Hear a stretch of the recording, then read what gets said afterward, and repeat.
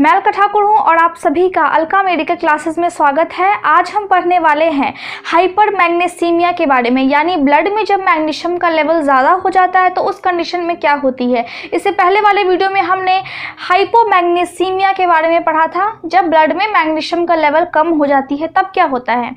आज हम पढ़ने वाले हैं जब ब्लड में ज़्यादा हो जाती है मैग्नीशियम का अमाउंट तब क्या होता है, तब क्या क्या से कंडीशंस आते हैं, तब क्या क्या सिचुएशंस आती हैं। तो सबसे पहले हम इसके डेफिनेशन को देख लेते हैं। हाइपरमैग्नीसीमिया इज एन इलेक्ट्रोलाइट इम्बैलेंस, क्योंकि ये एक इलेक्ट्रोलाइट इम्बैलेंस है। मैग्नीशियम एक इलेक्ट्रोलाइट है, तो इलेक्ट्रोलाइट में इम्बैलेंसेस होने के कारण ये होती है as indicated by increase level of magnesium in blood. ठीक है, increase level of magnesium above 2.5। Normal level कितना है 1.5 to 2.5 milli equivalent per litre. Normal इतना है, इससे कम होगी तो कमी हो जाएगी और 2.5 से ज़्यादा होगी मीन्स ब्लड में मैग्नीशियम का लेवल ज़्यादा हो गया है। इसका मतलब है हाइपर मैग्नीसीमिया हो गई है। मैग्नीशियम नॉर्मल लेवल इंपॉर्टेंट किस चीज़ के लिए है? हार्ट फंक्शन के लिए, स्केलेटन और स्मूथ मसल्स के कॉन्ट्रैक्शन के लिए और नर्व फंक्शन के लिए, हमारे ब्रेन के फंक्शन के लिए। अब हम कॉजेज देख लेते हैं हाइपर मैग्नीसीमिया के क्या क्या कारण है। सबसे पहला कॉज है क्रॉनिक रीनल इनसफिशिएंसी, यानी कि अगर किडनी में कोई डिजीज़ है वो प्रॉपरली फंक्शन नहीं कर पा रही है, उस कंडीशन में मैग्नीशियम का किडनी में ज़्यादा रिटेंशन हो जाएगी, यानी कि ब्लड में ज़्यादा रिटेंशन हो जाएगी, ज़्यादा हो जाएगा। या फिर किडनी फेलियर के कंडीशन में जिसमें किडनी एकदम ही फंक्शन करना स्टॉप कर चुकी है। दूसरा है सीवियर डिहाइड्रेशन। सीवियर डिहाइड्रेशन में क्या होती है, वाटर की लॉस होती है, मीन्स ब्लड में इलेक्ट्रोलाइट का जो अमाउंट है वो ज़्यादा हो जाएगा, इसके कारण मैग्नीशियम का भी अमाउंट ब्लड में ज़्यादा हो जाएगा। तीसरा है ओवरडोज विद मैग्नीशियम सॉल्ट्स। कुछ हेल्थ सप्लीमेंट्स होते हैं या फिर कुछ पेशेंट्स ओरल सप्लीमेंट्स के रूप में मैग्नीशियम के सॉल्ट्स को लेते हैं, फॉर एग्जांपल मैग्नीशियम सल्फेट। तो उस कंडीशन में अगर ज़्यादा वो इनटेक कर लेंगे तो बॉडी में मैग्नीशियम की अमाउंट ज़्यादा हो जाएगी। Diabetes ketoacidosis. डायबिटीज़ के कंडीशन में कीटोएसिडोसिस मीन्स ब्लड का जो एसिडिक वैल्यू है वो ज़्यादा हो जाएगा, मीन्स ब्लड एसिडिक हो जाएगी। तो उस कंडीशन में हम क्या कहते हैं, उस कंडीशन में मैग्नीशियम की जो लेवल है वो ब्लड में ज़्यादा हो जाएगी क्योंकि ब्लड एसिडिक हो चुकी है। Lithium therapy. लिथियम थेरेपी हम क्यों देते हैं?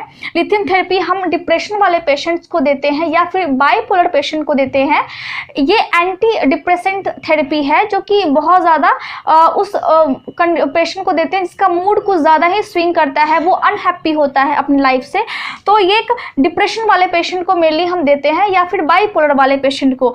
तो इस थेरेपी के कारण क्या होती है, यूरिन में मैग्नीशियम की जितनी एक्सक्रीशन होनी चाहिए उतनी नहीं हो पाती है, डिक्रीज हो जाती है मैग्नीशियम की अमाउंट यूरिन में। इसका मतलब है ब्लड में मैग्नीशियम की अमाउंट ज़्यादा हो जाएगी। हाइपोथायरॉयडिज्म। हाइपोथायरॉयडिज्म में क्या होती है, मैग्नीशियम बहुत ही इंपॉर्टेंट रोल प्ले करती है इनएक्टिव थायराइड हार्मोन को एक्टिव थायराइड हार्मोन में चेंज करने के लिए। लेकिन अगर ब्लड में थायराइड हार्मोन अगर कम है तो उस कंडीशन में मैग्नीशियम का अमाउंट ऑटोमेटिक ज़्यादा हो जाएगा। Over use of magnesium containing antacids या फिर लैक्सेटिव। एंटासिड्स हम क्यों देते हैं, या फिर अपसेट स्टमक के कंडीशन में या फिर हार्ट बर्निंग के केस में। उसके बाद लैक्सेटिव हम कॉन्स्टिपेशन के ट्रीटमेंट के लिए यूज़ करते हैं। तो अगर ओवर यूज़ हम कर लेंगे ऐसे एंटासिड्स का या फिर ऐसे लैक्सेटिव्स का जिसमें मैग्नीशियम सॉल्ट्स है, जिसमें मैग्नीशियम है, तो उस कंडीशन में बॉडी में मैग्नीशियम की अमाउंट बहुत ज़्यादा हो जाएगी, ब्लड में मैग्नीशियम की अमाउंट बहुत ज़्यादा हो जाएगी। हाइपर मैग्नीसीमिया के हम क्लिनिकल मैनिफेस्टेशन को समझ ले। साइन एंड सिम्टम्स क्या क्या होते हैं। सबसे पहला सिम्टम है नोजिया एंड वॉमिटिंग। पेशेंट को नोजिया यानी कि मितली आएगी और उल्टी होगा। हाइपोटेंशन, पेशेंट का बीपी लो हो जाएगा। लिथार्जी, पेशेंट को कमजोरी महसूस होगी। और ड्रोजीनेस, उसको चक्कर आएगी। Skeletal muscles weakness. Skeletal muscles है उसमें वीकनेस महसूस होगी। स्केलेटल मसल्स क्या होती है, बोन्स के आसपास की जो मसल्स होती है उसको हम स्केलेटल मसल्स बोलते हैं, उसमें वीकनेस फील होगी पेशेंट को। Diminished reflexes. Reflexes means sudden movement. For example अभी मैंने जस्ट ये मूवमेंट किया मीन्स सडन मूवमेंट। अगर कोई अटैक होता है किसी पर्सन पे तो वो सडन मूवमेंट करके अपना बचाव करता है। तो उस कंडीशन में ये जो रिफ्लेक्सेस है वो बिल्कुल ही ख़त्म हो जाएंगे। जिस पेशेंट में मैग्नीशियम की लेवल ज़्यादा होती है वो एक्शन सडनली एक्शन पेशेंट नहीं कर पाता है। फेशियल पैरेस्थीसियाज यानी कि नंबनेस या फिर टिंजलिंग। पैरेस्थीसियाज मीन्स नंबनेस, मैं यहाँ पे लिख देती हूँ, चलिए ठीक है। पैरेस्थीसियाज मीन्स नंबनेस या फिर टिंजलिंग के सेंसेशन होंगी। कहाँ पे? फेस पे। फेस में सेंसेशन बंद हो जाएगी या फिर उसको निडल्स के सेंसेशन दिखेंगे, निडल्स के सेंसेशन उसको फील होंगे। Flaccid muscles paralysis. Flaccid means fluffy muscles paralysis. जिस एरिया में पैरालिसिस हो जाती है वो एरिया बहुत ही फ्लफी मीन्स बहुत ही लूज हो जाता है और वहाँ पे सारे सेंसेशन और ब्लड फ्लो रुक जाती है। कहाँ पे? मसल्स में। Breathing become shallow. Breathing patient सही से नहीं ले पाएगा, डीप ब्रीदिंग नहीं ले पाएगा। Bradycardia means heart rate slow हो जाएगी उसकी और अदर डिसरिथमियाज होगी, यानी कि हार्ट रिदम में भी गड़बड़ी आएगी, या तो हार्ट रेट बहुत ज़्यादा फास्ट हो जाएगी, हार्ट रिदम भी उसके सही से हार्ट भी सही से उसका कॉन्ट्रैक्शन नहीं कर पाएगा, हार्ट जो रिदम है वो कोऑर्डिनेशन में नहीं होगा।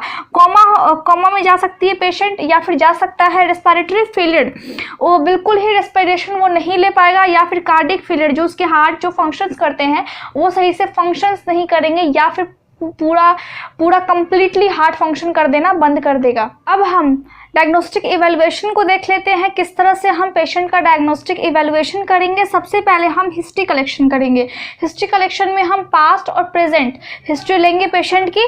उसके बाद हम फिजिकल एग्जामिनेशन करेंगे पेशेंट का, फेशियल एक्सप्रेशंस देखेंगे। फिजिकल एग्जामिनेशन हम हेड टू टो करते हैं, क्या क्या सिम्टम्स पेशेंट को ऊपर से देखने में हमें मिल रहे हैं, उस कंडीशन को देख करके ही हम फिर डायग्नोसिस उसका तय करते हैं।